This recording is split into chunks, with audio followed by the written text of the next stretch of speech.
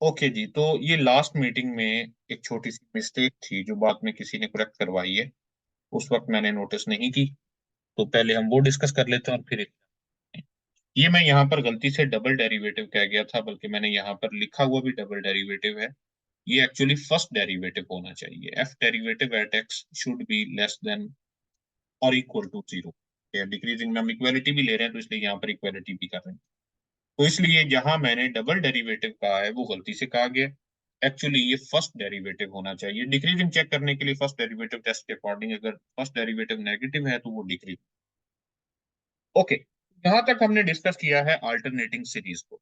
अब इसके बाद एक और मेन कंसेप्ट है एब्सोल्यूट कन्वर्जेंस और कंडीशनल कन्वर्जेंस। इसके बारे में बात करते हैं। एब्सोल्यूट कन्वर्जेंस क्या होता है? हमारे पास अगर एक सीरीज हो, given series summation n from 1 to infinity a n, हम ये कहेंगे कि this series is absolutely convergent, या यूं कहते हैं कि this series converges absolutely, converge absolutely if the series of absolute terms converge, if summation of a n mod where n varies from 1 to infinity converges।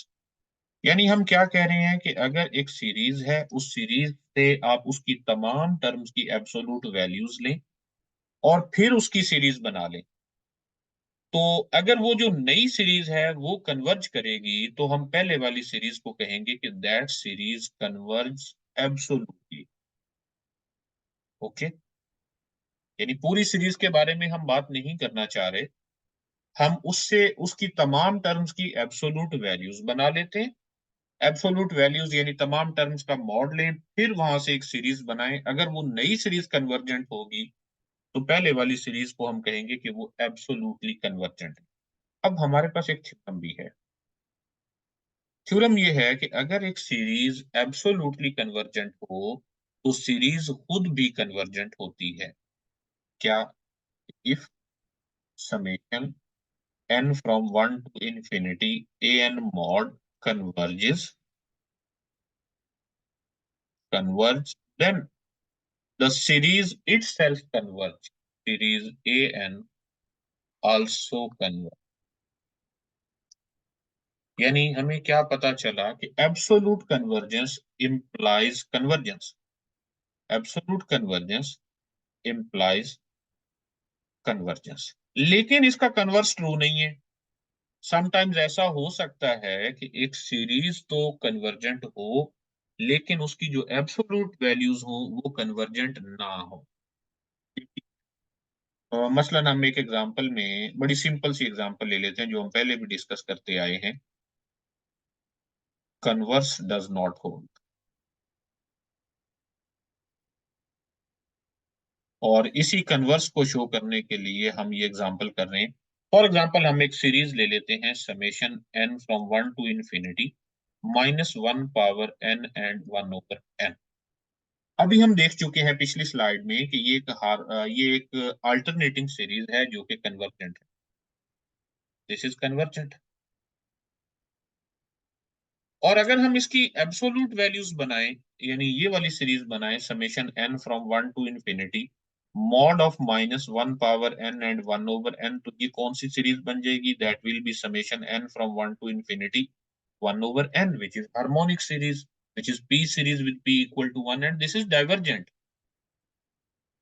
Okay, तो आप देख सकते हैं कि एक सीरीज खुद तो कन्वर्जेंट है, लेकिन जब उसकी एब्सोल्यूट वैल्यूज दी जाएं तो वो कन्वर्जेंट नहीं है, यानी वो डाइवर्जेंट है। लेकिन इसका कन्वर्स होल्ड करता है, यानी अगर एक सीरीज एब्सोल्युटली कन्वर्जेंट है तो जरूरी है कि वो सीरीज कन्वर्जेंट भी हो। अच्छा, अब ऐसी सीरीज जो खुद तो कन्वर्जेंट हो लेकिन उसकी एब्सोल्यूट वैल्यूज डाइवर्ज कर जाएं, तो उस सूरत में ऐसी सीरीज को कंडीशनली कन्वर्जेंट सीरीज, यानी हमें एक नई डेफिनेशन मिल रही है, conditionally convergent.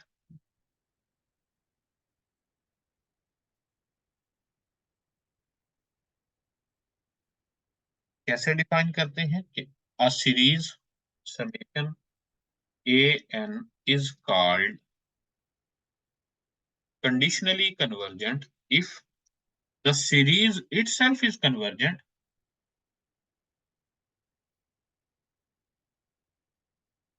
but the series of their absolute values is divergent.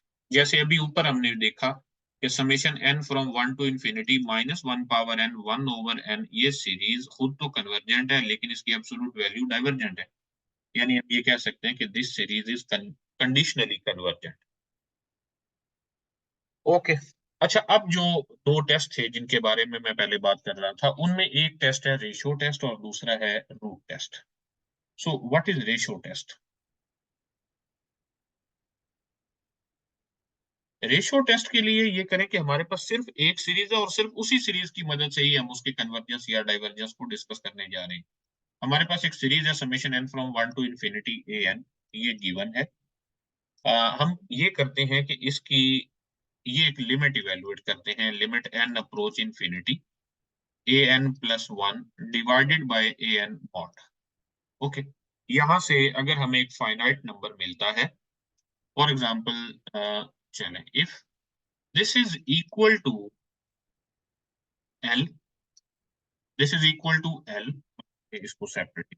Okay, तो यहां से अगर ये लिमिट एग्जिस्ट करती है और एक फाइनाइट नंबर मिलता है तो जरा इस फाइनाइट नंबर के बारे में डिस्कस करते हैं। अगर ये फाइनाइट नंबर जो एल है ये ग्रेटर देन वन हो तो फिर ये सीरीज कन्वर्ज करेगी। Then the series a n converges absolutely, बल्कि सिर्फ कन्वर्ज ही नहीं बल्कि एब्सोल्युटली कन्वर्ज करेगी। और अगर एब्सोल्युटली कन्वर्ज करेगी तो अल्टीमेटली कन्वर्ज भी करेगी, क्योंकि हम पहले ये देख चुके हैं कि हर एब्सोल्युटली कन्वर्जेंट सीरीज कन्वर्जेंट भी। Number two, if L is less than one, okay, और अगर एल लेस देन वन है तो उस सूरत में ये जो सीरीज है,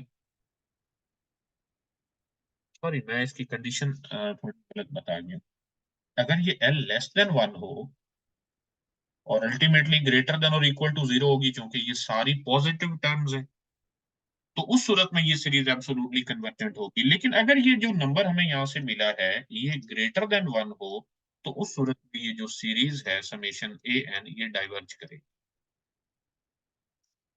ओके, लेकिन ऐसा भी तो हो सकता है कि ये नंबर एल वन के इक्वल आ जाए।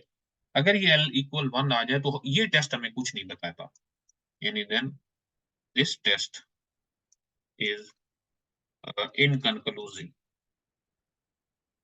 यानी यहां से हमें कोई इंफॉर्मेशन नहीं मिलने वाली, यानी फिर हमें किसी और टेस्ट का सहारा लेना। तो बहुत सिंपल है ये टेस्ट अप्लाई करना कि आप उसकी टर्म्स की कंसेक्टिव दो टर्म ले, बड़ी टर्म और उसमें से पिछली टर्म को माइनस कर रेशो ले, उसकी एब्सोल्यूट वैल्यू ले और फिर लिमिट ले। अगर ये लिमिट एग्जिस्ट कर जाए और एक ऐसा नंबर मिले जो वन से छोटा हो, जीरो या जीरो से बड़ा हो, तो उस सूरत में सीरीज एब्सोल्युटली कन्वर्ज करेगी और अगर एब्सोल्युटली कन्वर्ज करेगी तो अल्टीमेटली कन्वर्ज भी करेगी। और अगर ये नंबर हमें ग्रेटर देन वन मिले तो उस सूरत में ये सीरीज डाइवर्ज करेगी और अगर वन मिले तो फिर एटलीस्ट इस टेस्ट की मदद से हम कुछ नहीं बताने। और एक और टेस्ट है जो कि लास्ट टेस्ट है, root test. What is root test? यानी nth रूट लेना है हमने, सीरीज उसी तरह से गिवन है, given summation n from 1 to infinity a n. तो यहां से हम ये इवेलुएट करेंगे limit n approach to infinity a n and whole power one over n, बल्कि इसका मॉड लेकर उसकी पावर वन ओवर एन ले लेते हैं, a n mod power one over n. और यहां से जो नंबर मिलता है उसको भी हम एल ही कह देते हैं। और एल पर वही कंडीशन है, अगर एल जीरो या वन के दरमियान होगा तो सीरीज एब्सोल्युटली कन्वर्जेंट होगी। अगर ये एल जो है ये ग्रेटर देन वन होगा तो उस सूरत में जो सीरीज है वो डाइवर्जेंट होगी। और अगर एल इक्वल टू वन होगा तो फिर ये टेस्ट इनकंक्लूसिव होगा, यानी फिर इस टेस्ट की मदद से हम कोई नतीजा अखज नहीं कर सकते। इससे रिलेटेड एक एग्जांपल देखते हैं।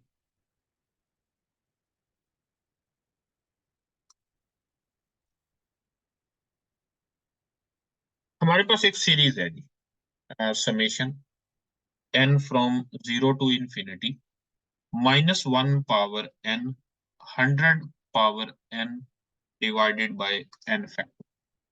अब ये अल्टरनेटिंग सीरीज है। अल्टरनेटिंग सीरीज के लिए या तो हम वो पिछला क्राइटेरिया अप्लाई करें। क्राइटेरिया क्या है कि limit n approach infinity a n should be equal to 0, और दूसरा ये है कि this function should be decreasing function. तो इसको उस तरह से भी देखा जा सकता है, लेकिन यहाँ पर हम इसको रेशो टेस्ट देगा। अगर रेशो टेस्ट देखा जाए तो व्हाट इज ए एन, यहाँ पर इसकी जो ए एन है यानी nth टर्म, इस पूरी सीरीज की nth टर्म ये वाली है। So an will be equal to -1 power n 100 power n divided by n factorial। तो हम an plus 1 over an की एब्सोल्यूट वैल्यू लेते हैं और फिर इसकी लिमिट अप्लाई करते हैं, limit n approach infinity। So it will be equal to limit n approach infinity an plus 1 will be equal to -1 power n plus 1 100 power n plus 1 divided by n plus 1 factorial। और divide कर रहे हैं a N से, इसका मतलब है हम multiply कर रहे हैं -1 power n n factorial divided by 100 power n से, और फिर इसका मॉड भी। So -1 power n plus 1 -1 power n, इन दोनों का जब मॉड लेंगे तो ये तो बन जाएंगे positive. 100 power n plus 1 over 100 power n, तो ये इसकी पावर खत्म कर देगा। N factorial over n plus 1 है, एन प्लस 1 फैक्टोरियल है, तो हम इस एन प्लस 1 फैक्टोरियल को ऐसे ना लिख लें, n plus 1 multiply n factorial, तो एन फैक्टोरियल से भी एन फैक्टोरियल कैंसिल हो जाएगा। तो ये हमें मिलेगा limit n approach infinity 100 divided by n plus 1 mod, और ये किसके इक्वल है, ये 0 की। Limit n approach infinity that is equal to 0। तो क्या ख्याल है, ये सीरीज कन्वर्जेंट है या डाइवर्जेंट है?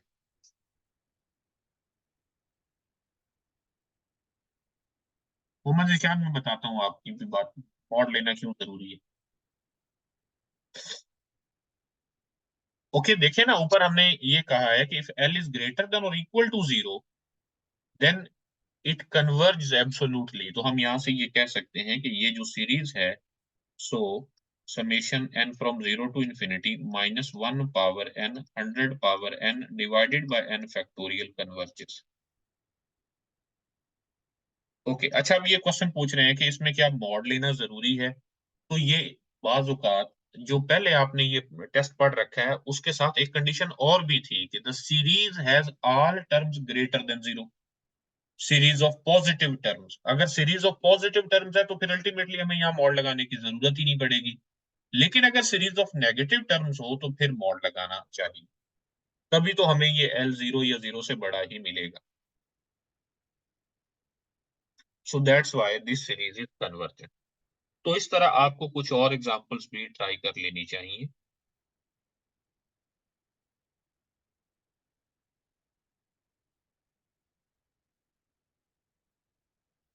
ओके जी, तो मेरी तरफ से सीरीज वाला टॉपिक यहाँ पर एंड हो रहा है। इसके अलावा अगर आपकी कोई डिस्कशन है, आप कोई ऐसा टॉपिक है जो आप समझते हैं कि इसको भी डिस्कस किया जाना चाहिए था, तो मुझे बताइए। मैं माइक ओपन कर रहा हूँ।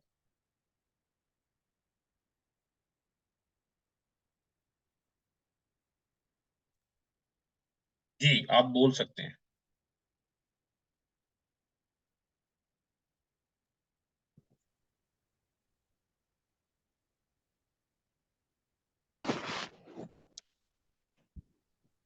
सर इसके कोई एमसीक्यूज भी हैं आपके पास? क्योंकि पहले चैप्टर की भी मेरे ख्याल में रियल नंबर सिस्टम और सीक्वेंस सीरीज के एमसीक्यूज अभी तक हमने सॉल्व नहीं किए। जी, सर एमसीक्यूज हैं कोई इस टॉपिक के रिलेटेड, मैं सीक्वेंस सीरीज के? इसके इसके एमसीक्यूज बनाकर इंशाल्लाह जल्द आपके साथ शेयर कर दूंगा। Okay sir.